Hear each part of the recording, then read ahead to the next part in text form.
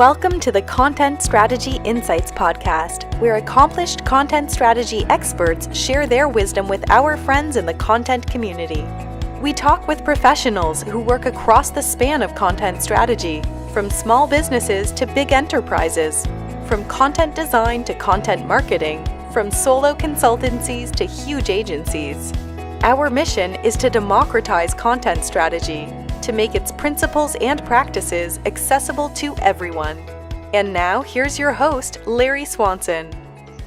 Hi, everyone. Welcome to episode number 42 of the Content Strategy Insights podcast. I'm really happy today to have with us Rachel Van Land. Rachel's a copywriter, a content strategist, and a brand strategist here in Seattle, Washington. She runs an outfit called Suncatcher Copy. And I'll let Rachel tell you a little bit more about herself.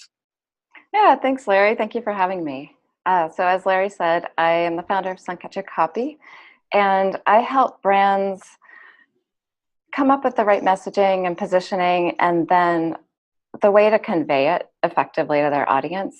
And that involves a lot of storytelling, but it also involves finding the right voice and the way to connect the message with the audience. And so that's what we'll be talking about today. Right. That's why I asked, Rachel and I are old friends, and we're also both members of the Impact Hub in Seattle. And we were chatting there a while back, and the idea of voice and tone came up. And I don't think in these 42 episodes that I've done an episode dedicated to voice and tone. So bad me for waiting this long, but I'm happy to have Rachel here. So tell me a little bit about how voice, we've talked a little bit about this, about how it can be like, I don't think elusive is the right word, but sort of tell me how you define voice and how you help your clients kind of come up with theirs. Yeah, well, actually, I think elusive is a good word because it can be, if you're just trying to pin it down without doing the foundational work around the brand first, then it's going to feel really hard to define. Voice is actually a foundation of branding and a foundation of brand work. And I think a lot of times when we think about brand, we think about logo and colors and fonts and the visual identity.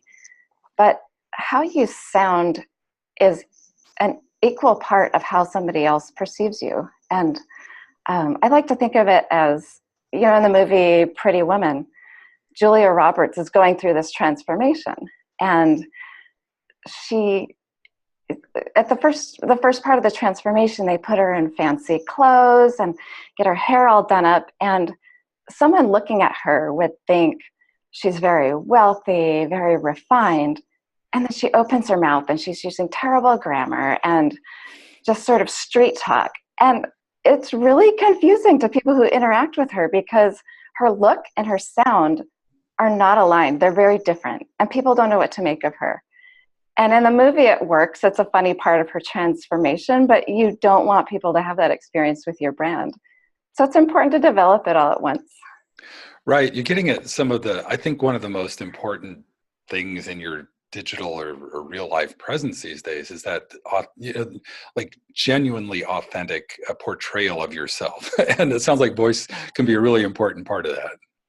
It can. And I think a lot of times what happens is brands like to develop the visual identity and then they turn to do the voice. But sometimes the voice takes a back seat. Sometimes it's a phase 2 and it can come quite a ways after the website has launched or what have you. And then what can happen is that the voice becomes accidental. So a lot of times, if it's not baked into the branding up front, the brand voice just defaults to the writing style of whoever's writing the website or whoever's writing the email newsletters, and then maybe a freelance writer comes on or they engage an agency, and then that writer is just emulating what they're already seeing, and then it just sort of becomes accidental. And sometimes it works, but sometimes it doesn't because it wasn't built with the messaging in mind. It wasn't built with the brand's reputation in mind. It wasn't built with the audience in mind. It seems like there's like a parallel universe thing going on here between in the UX world and the design world. There's that whole disconnect. There'll be just lorem ipsum copy holding something. Right. And if you don't have a voice, it's analogous to that, right? It's just like something like lorem ipsum, like, oh, we'll just use some generic thing. We'll have the writers will do that thing later.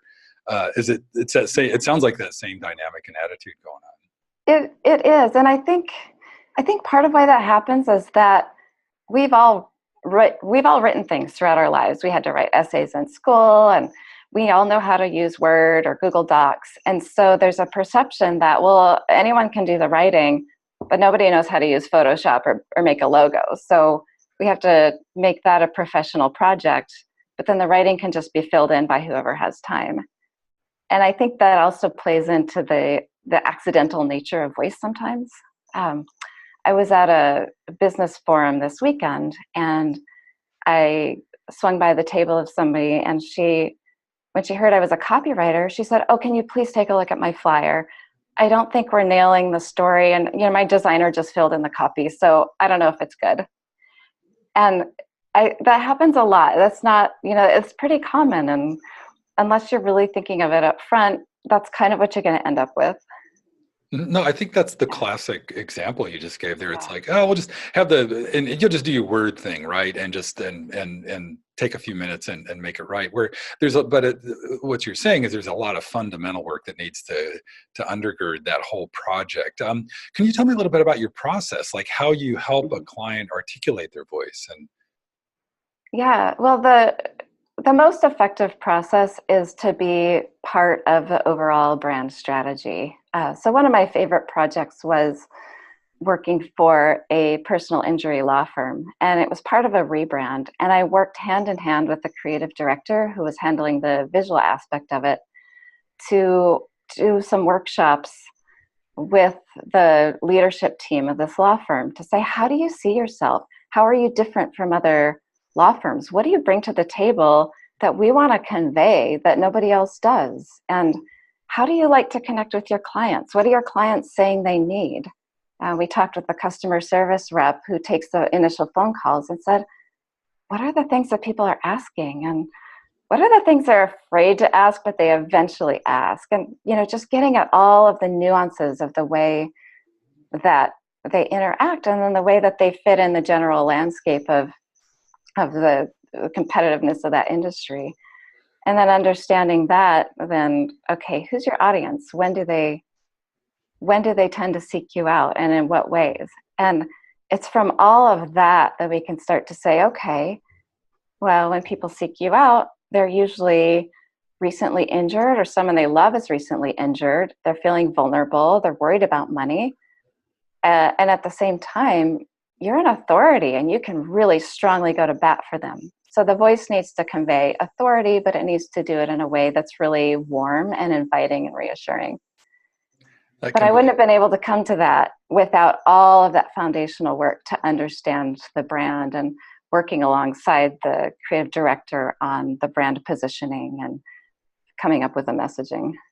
That must be it must be a really interesting playing field. Like each client you engage or each project you go into, there's probably been some attempt. I mean, they have a voice whenever you come in, I'm assuming. Yeah. And a lot of this is like, is it kind of like crossing those, because like, I'm assuming that there might be like, depending on even personalities in a company, like the branding guys or the market or the just some copywriter has just been on a roll or something.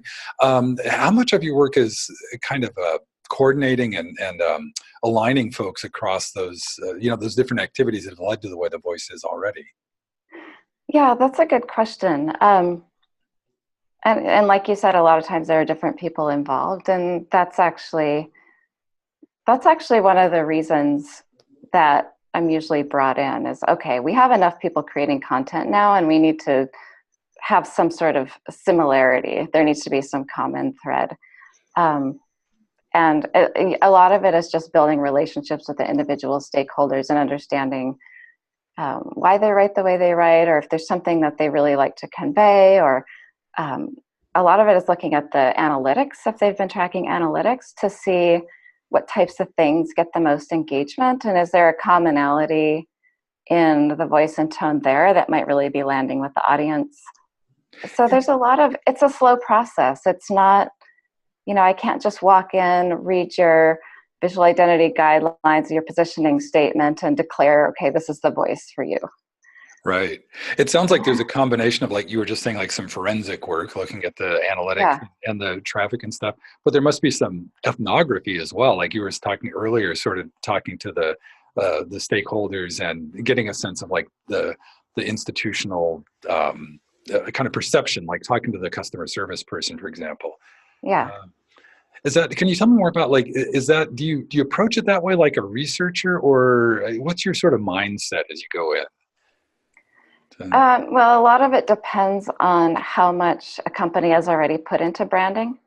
So if they've already done a lot of that foundational work and they can kind of show me their due diligence and I can see maybe there aren't a lot of gaps between what they've already done and what I would want to know, um, then that's a different starting point. But a lot of it is really understanding the audience.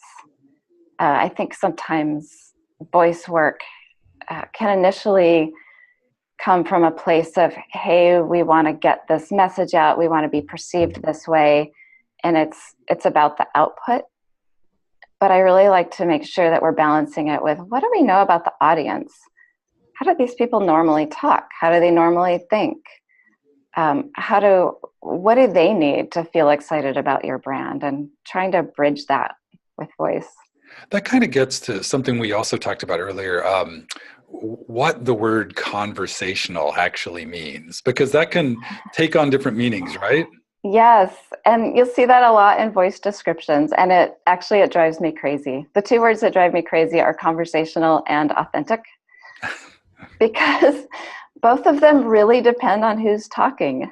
I could write in a conversational voice that's emulating my grandpa at his Friday morning coffee with, his old geezer friends. And that's a very different voice than if I'm listening in through the door when my 11-year-old daughter is having a sleepover with her friends and the way they talk to each other. So both of them could be described as conversational, but they're nothing alike. I think what people usually mean when they say conversational is they just want it to sound somewhat relaxed and approachable. I think, it's who's having the conversation. Until I know that, I don't know how to interpret that in the writing. Right. You're right. I forget who said it, but who was was it William Gibson or somebody, I think, who said that the future is here, it's just unevenly distributed. And I think conversational, because I think some people, when they think of conversational, they're like that, like, I'll just talk like grandpa or my daughter. They don't really think it through. But some people have nailed it. Can you think of, because I think we know good conversational style when we hear it. Can you Yeah. think? But I'm struggling to come up with an example here in the moment. Can you think of a good example of somebody who's really nailed the conversational voice? Oh, that's a good question. I think Microsoft does it well in a lot of their consumer communications. Let's see. I'm kind of drawing a blank. I might need to circle back on that one. Okay, yeah, no, Yeah. and I was struggling myself, so no very well. But hey, one thing that occurred to me as we're talking here, you never hear just people, or rarely hear just talking about voice. It's always voice and tone. You talk about like the famous MailChimp voice and tone guide, and how that manifests. Yeah. How do you distinguish between and put together? Tell me about your thoughts on voice and tone as a pair. Yeah, they're often said together as a pair, and sometimes it can be a little blurred. I like to think of it as, when I was a kid, my mom did the cooking in our family. And while she was cooking dinner, I was often in my room on the top bunk with a book. And dinner would be ready, and she would call in, "Hey, Rach, time to eat." And then I'd keep reading. And then the second time it would be, "Rachel, we're sitting down. Come on." And then I'd keep reading. And by the third time it was, "Get your butt in the chair." Right? So it's the same voice. It's my mom. She's talking like mom, but the tone is different because the situation is different. And the way you see this played out with brands is, take, for example, Target. I was on their homepage this morning, and they had a subhead for one of their sections that is for Easter, and it said, gift ideas for every bunny. And it was kind of cute and clever and playful, a little pun. But if Target were going to send me an email letting me know there was a data breach and my data might be affected, they're not going to get playful with puns, right? They're going to be more subdued. The tone's going to be a little more serious. It's going to be reassuring because they need to convey that they take this seriously and all is well and please don't freak out. We got this, right? So they might use the same voice, which might use maybe short sentences. It might be something that is really approachable and relaxed, but the tone is going to be different because the situation is different. Mm-hmm. I think that example of your mom was the perfect way to keep that in mind, because we've all, I think we can all relate to that, right. The escalation. And like you said, context matters so much there. Right. Is this a playful ad or is this an urgent communication about something of importance? Right. And your mom might have used 3 different statements Yeah. to convey the rising levels of urgency. And her wording would have been different, and her, the voice would have been different because that's a different person speaking. Yeah. And I'm reminded of some things that I won't repeat here on the podcast. Right. at the top level of that escalation. So her voice was authentic, right? It was authentic, and it was she had a well-established brand as a parent. Right. Yeah. What's it? So back to like kind of how you do this, working with the clients. We were talking also earlier about how you work mostly as a consultant. I think you've kind of been in-house, like as a consultant, I think, or a contractor. And I have. But anyhow, tell me about what you think of the benefits of operating in that realm as opposed to like an agency or an in-house person. Yeah, I think consultant is a great middle ground if you're not ready to hire somebody as an employee on salary whose only job is communications. Agencies are great. Sometimes, from my agency experience, you'll have different writers rotating on and off projects. So you might get one writer one week, and then for the next project, the next week, you might get a different writer. There might be some back and forth. And so in that case, you kind of want your voice guidelines to be really clear because they're going to be interpreted on the fly. Might not always be the same person. That said, a lot of agencies have somebody who's acting as more of a copy chief who would catch drifts in voice and make sure it came across as cohesive to the client. But as a client, that would be something to explore with the agency if that was important to you. Having a consultant can be great because if you've got that person around long enough for them to pick up the voice, then you can hire them on a project basis or on a retainer if you have a lot of ongoing content that you need. And that person gets the voice. They get the nuances of it. They can sometimes even help evolve it or help define something in the voice that's consistent but hasn't been defined yet. And so I think the ongoing nature of a relationship with someone creating content, whether it's in-house, agency, consultant, that's really where the magic is because voice is really nuanced and it can take a little while to pick it up and to start getting really consistent with it. Yeah, are you typically like on a retainer or you have an ongoing relationship?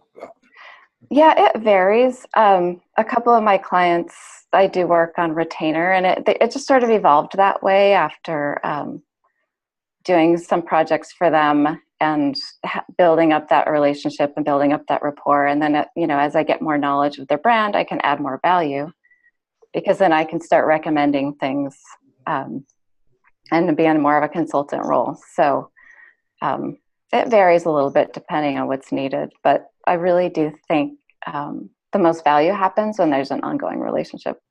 Yeah, because it seems like there's a governance aspect to this. Like Right. Once you've all agreed on the voice and tone, like how do you make sure it's implemented? And like you said, and that probably depends totally on the company you're working with, like whether they have like a managing editor or somebody on board. Is that how it works? Yeah, sometimes. Sometimes it's the marketing director or even product managers sometimes. Sometimes there's a brand team, and in that case, it's usually the voice is usually established, but it's always something that's revisited, and it's a living, breathing thing. Times change, trends change, audiences change, and so it's something worth revisiting every couple of years. Well, yeah, and you're reminding me. Well, you've worked mostly in enterprises. I think you've done a lot with Microsoft, but you're currently working more with smaller outfits like nonprofits and things, right? Right now, I have the range. I have my three. My 3 or 4 clients are in a range from enterprise to mid-sized business to one brand that's just starting up to a nonprofit. So it's a bit of a range right now. Okay, because I'm just wondering if you've been through growth. I mean, like you just said, there's things, just trends and market conditions and things like that change. But there's also, like, especially with startups or with smaller businesses, there can be like an evolution from like scrappy startup to established player to budding enterprise. Have you ever been with somebody through that sort of transition? Yeah, there's one company that I've been working with for a couple of years now, and they acquired a new product line. There's Ben.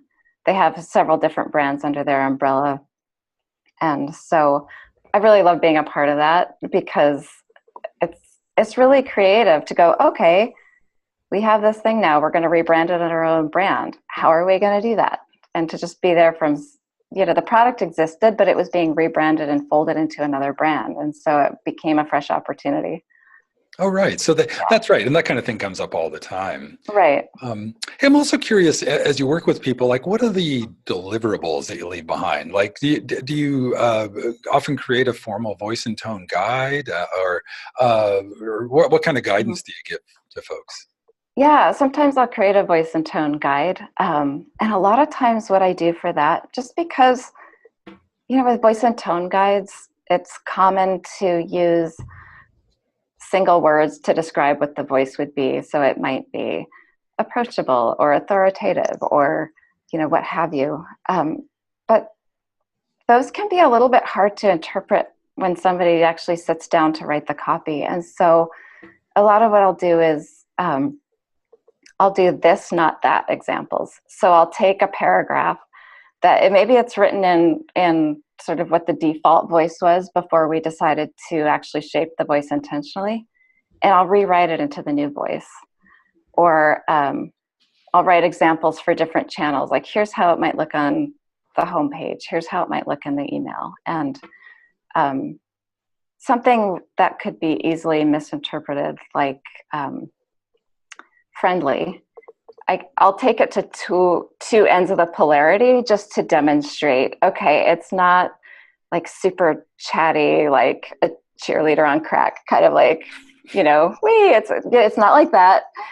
So not trying too hard, and maybe it's, but it's not a drab friendly, it's like this. And I'll give them the range so that they can help understand what we mean when we say friendly.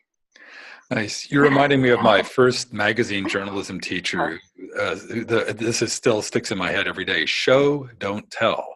And right. So yes, instead of some dry, boring manual, you show examples of how to do what you're setting out to do. Yeah, and what about the other thing that often they kind of go sometimes hand in hand, but just wondering how much overlap there is with like a grammatical style menu. I think most people probably just adopt like Chicago or AP or something like that. But have you ever like helped embed voice and tone in a more of a grammatical kind of style guide, or has that ever manifested that way? Or I haven't seen it manifest that way. Most of the times when I've worked with an organization that is going to that length to describe or define voice and tone and style, they're usually side by side. Sometimes the voice and tone will be described in the style guide, but then the style guide just gets into the nitty gritty of when you're talking about time, do you say capital A, capital M, or is it lowercase a period, lowercase m period, or, little nuances like that are less about the voice and more about grammatical consistency. And especially if there are things in that industry or things unique to that company that might not show up in Chicago Manual of Style or the AP Style Guide that need to be spelled out specifically. Right. I guess that's kind of what I was getting at, and whether voice and tone fit into that. Hey, one thing I know, we talked about this a little bit before, and I know you're not, you haven't done a huge amount of work with it, but I would feel remiss in talking about voice without talking about voice interfaces and the rise of like Siri and Cortana and Alexa and all those voice robots out there. Have you done any work with any copy design for those kind of interfaces, or? No, not specifically. I've done some voice work with chatbot auto answers. Yeah. Just to make sure that the way the chatbot is responding is on brand and it sounds like it's coming from the brand. That must be are there interest? How did that go? Was it straightforward, or were there surprises as you worked on that? It was pretty straightforward. I would say the biggest challenge was adjusting the tone according to what the chatbot was dealing with. So in this case, it was a customer service chatbot. And so you start off friendly, "Hi, what can I help you with?" And it has to sound like a human having a conversation. And it also has to be on brand. So it's, if you were the ideal customer service rep for this company and you don't know why someone's calling, what would the tone be? Got it. And then when it was responses to a customer who was expressing frustration, then it was, again, the adjustment. It was more of a tone exercise, I would say, that it was the adjustment of, okay, now we need to be really empathetic, but not patronizing, and walking that line. Right. And getting to the point. They don't want conversational chattiness at that point. That will make them angry. They just want you to quickly solve their problem. Yeah, that's kind of what I was getting at, is like, because even as human beings, we, as nuanced and as experienced as we get, we can still mess that up. And I can just picture a chatbot really blowing it. Oh yeah, you don't want I've interacted with chatbots where I'm kind of annoyed about something that happened with my order, and they're going on for 3 or 4 sentences with all of this empathy building and trying to, build a relationship. And I'm like, can you just get to the point? I don't have time. I'm not trying to be your BFF here. Like, just straighten out my order. Let me get on with my day. Right. So. Well, hey, Rachel, I just noticed we're coming up on time. Yeah. Like I said, it always goes way too fast. But hey, I always give my guests a chance. Is there anything that hasn't come up, or that's just on your mind these days about content strategy or writing or branding, or anything that you'd like to share with my folks? Yeah, I think the biggest thing is it's never too late to work on brand voice. So even if it wasn't baked into your process, or maybe it was, but you did your branding 5 years ago, it's never too late to revisit and refresh it.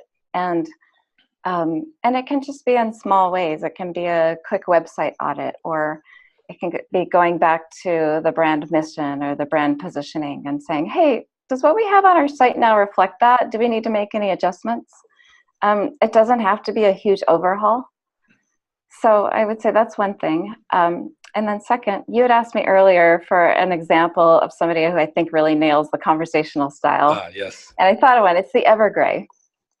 Are you familiar with them? I am. Yeah, they're friends of mine, actually. But why don't you go ahead and tell folks about that Evergrey? Yeah. The Evergrey, well, it's a local email publication and website. And I think there are different ones. I know the one for Seattle is called Evergrey, but I know they have sister publications in different cities. And it's all about getting people really involved and feeling a sense of community within their own city. So the Evergrey will do spotlights on different neighborhoods. They'll take reader questions. They're always great at rolling out a list of fun events in the area. And I feel like they've really nailed the conversational style in a way that's easy to read and connect with, but doesn't feel like they're trying too hard. It's it's really nuanced, but I think they do it beautifully. No, I agree. That is a great example. And I actually had Annika Anand, one of the co-founders, Uh-huh. on the podcast probably about a year ago. And I can't remember if we talked about voice and tone, but that is sort of the distinguishing characteristic of that publication, is just how they engage with their audience, and Right. how consistently and how well they do it. Yeah, and I mean there are other places to find event listings in Seattle, like the Stranger always has them, and there are other websites. But the Evergrey has its own feel to it, and voice is a huge part of that. Yep. No, I agree. I read it every morning, so Yeah. I totally feel it. Well, good. Well, thanks so much, Rachel. It's been a great conversation. Yeah, thanks for having me on, Larry. You bet. Thank you for joining us today. I hope you enjoyed Rachel's insights about how to build a strong foundation for your brand with a genuine and sincere voice. In the next episode, I'll talk with Colleen Jones. Colleen is the head of content at MailChimp. They recently added a content design practice to their content strategy efforts. I'm really looking forward to hearing from Colleen about how content design is helping the content operation of MailChimp. As always, I really appreciate it if you can leave your rating or review of the show at iTunes or your favorite podcast store. Thank you for listening. If you can think of a friend who might enjoy this episode, please share it with them. And please join us again for our next content strategy interview.